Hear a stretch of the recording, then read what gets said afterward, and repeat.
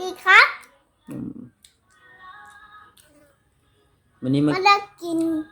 อย่ามาลูกวันนี้กินข้าวกินข้าวตำมะฮุ่งปิ้งปลาเข่งเด้อมากินเด้ตามมาชื่อเด้อโอ้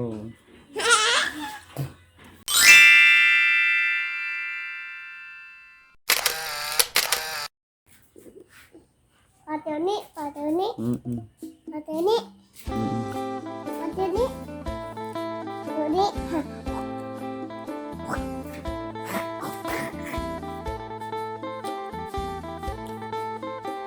เอาออกกลางเอาออกก่อนหมดแล้วเอา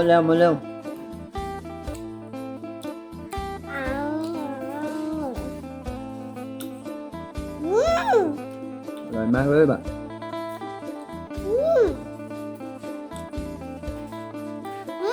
บางเล่นโบดบางเล่นโบดบางเล่นโบดบอกหนูกินข้าวกับยังมันนี่กินข้าวกับปลาข้าวกับปลาตำมะฮุ่งครับสวัสดีครับวันนี้มาได้กินอย่ามาลูกวันนี้กินข้าวกินข้าวตำมะฮุ่งปิ้งปลาเข่งเด้อมากินเด้มากินแซ่บกินข้าวปิ้งปลาเข่งแซ่บลูกแซ่บมากินตำมะฮุ่งนี่อยากกินข้าวปลากินข้าวปลาไอคิวกินบะตำมะฮุ่งนี่แล้วคิวกินได้เหมือนเผ็ดมันเผ็ด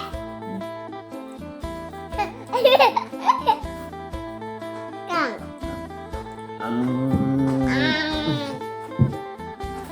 สวัสดีตำมะฮุ่งปิ้งปลาเด้อปิ้งปลาเข่ง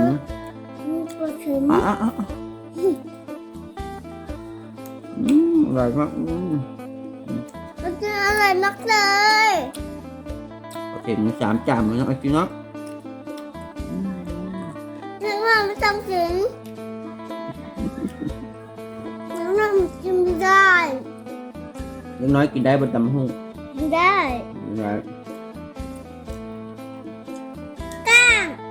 กลางกับปลาอะไรตัวใดกลางแบบนี้เดี๋ยวค่อย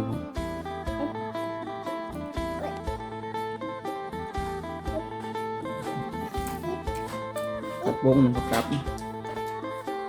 จะเอามาเลย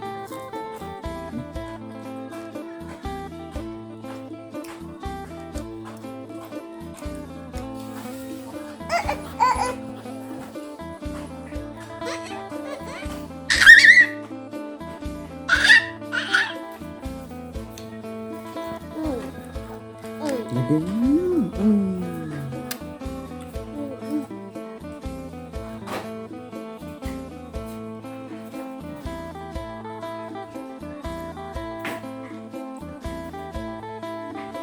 สวัสดีครับมากินข้าว มากินข้าวน้ำไอคิวเด้อกินข้าวหน่อยกินเด้อติดตามไอคิวในเด้อติดตามไม่ชื่อเด้อโอ้นี่เป็นต่อให้ต่อให้กิน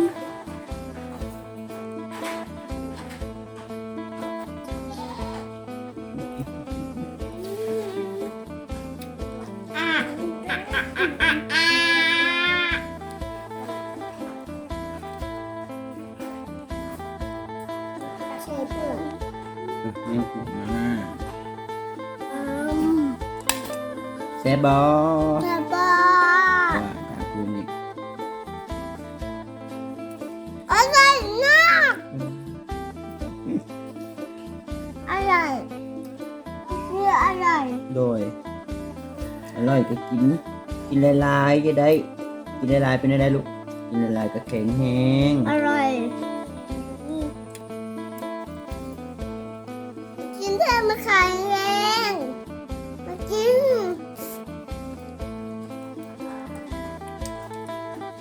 ต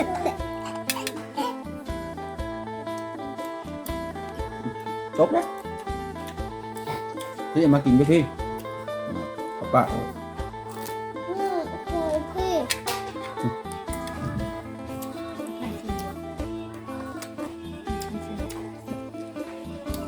ปลาลืมแล้วหรอ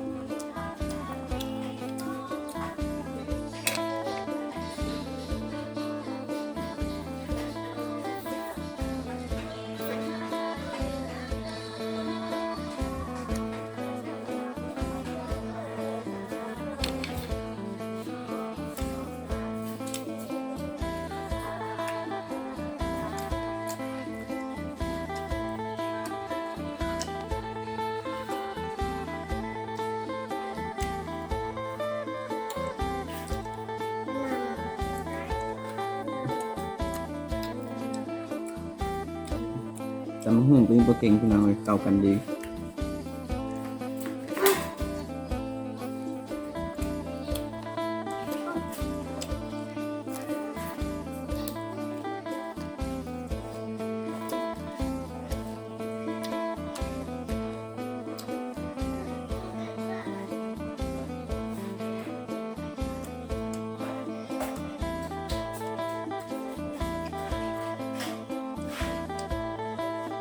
กินข้าว กินลูก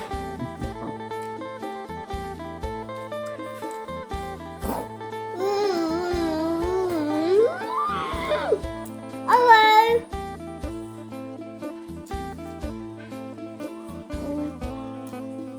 ผมอันนี้ก้อนเขากิน อร่อยไม่ต้องกิน อะไรไม่อะไรก็ไม่ต้องกิน ไม่ต้องกิน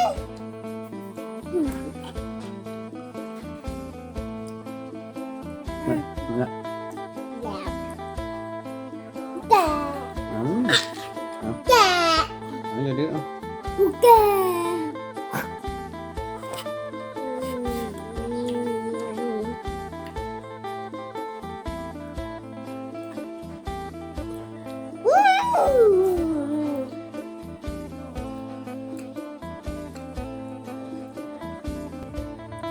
เรื่องอะไร กันนั่นเหรอ ไม่กินอ่ะไม่กินอะไร ไม่ทำเลย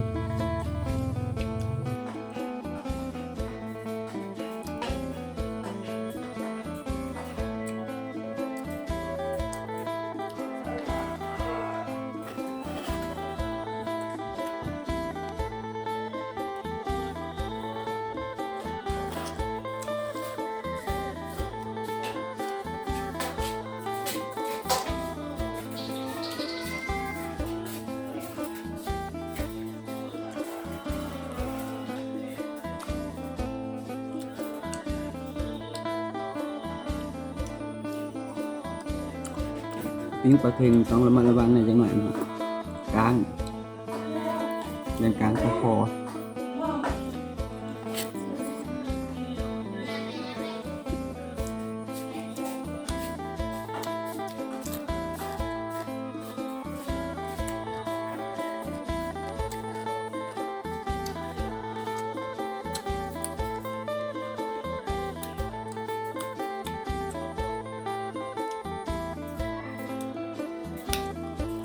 แซ่บเก่าน้อง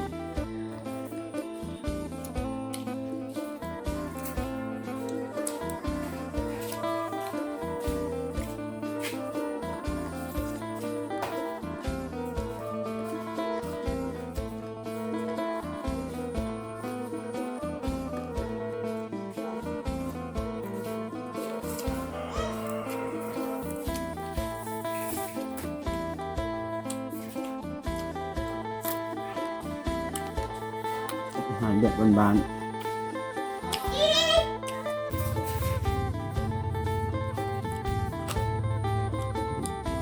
ตักเข็งยุบนะเอากันเข้ากันนะ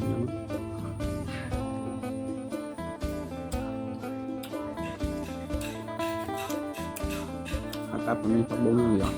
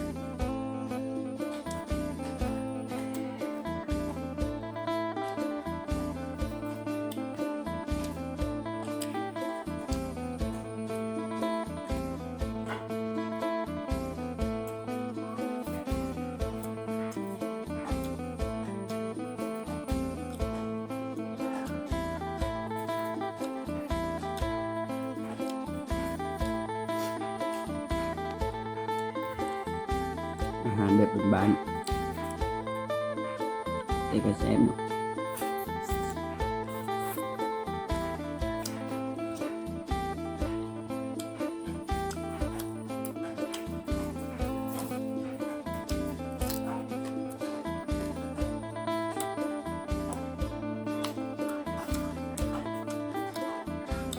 กินกับลูกชาย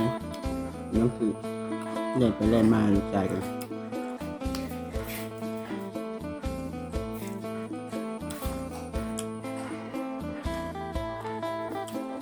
ยาว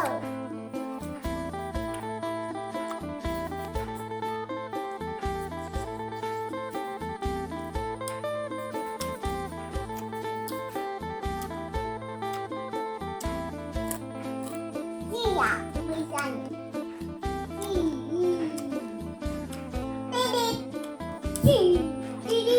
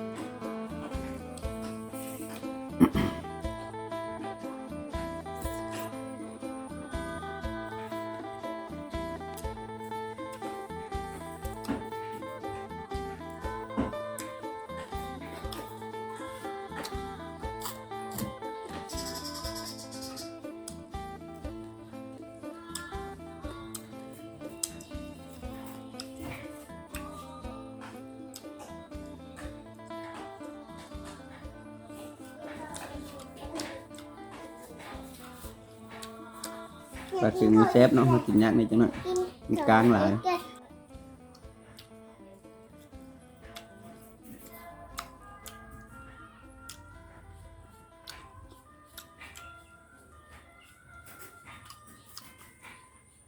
เป็นตัวพอดีมัน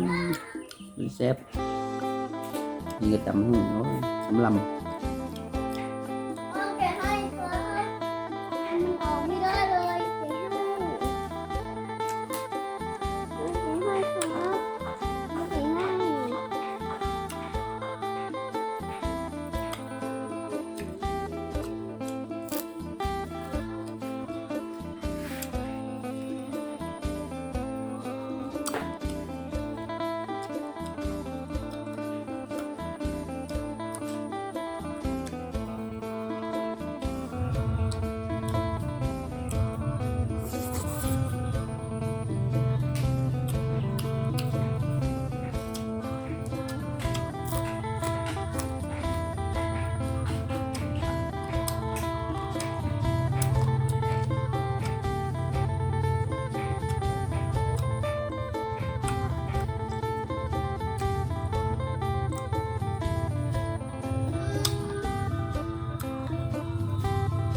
Nói nữa.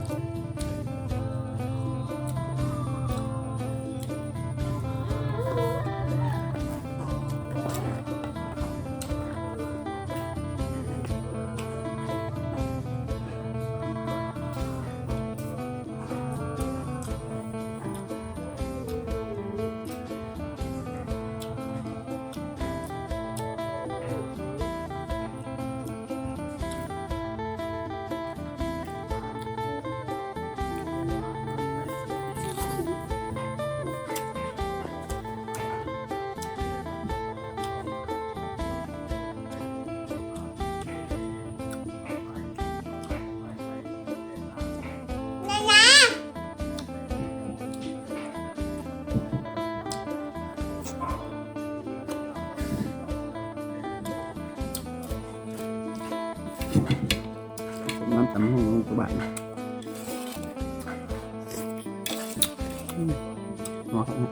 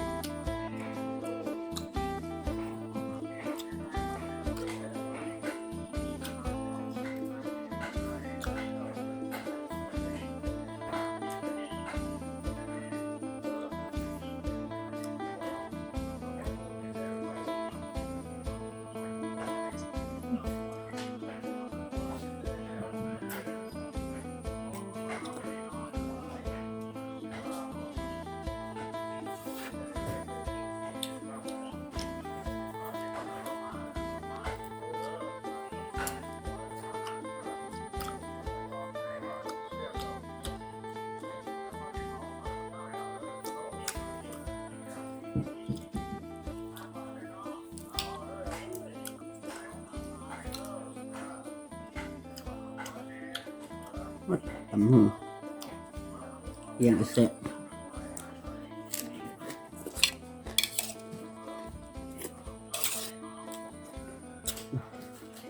ไม่เอาเนาะเดี๋ยวจะการเอาหัว เข้า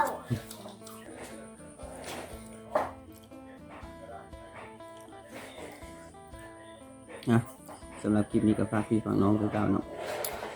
ช่วยสนับสนุนช่วยกดไลค์กดแชร์กดติดตามเนาะกด subscribe แล้วก็กดกระดิ่งไว้นำเพื่อประกาศคลิปใหม่ๆสำหรับคลิปนี้ขอบใจสบายดี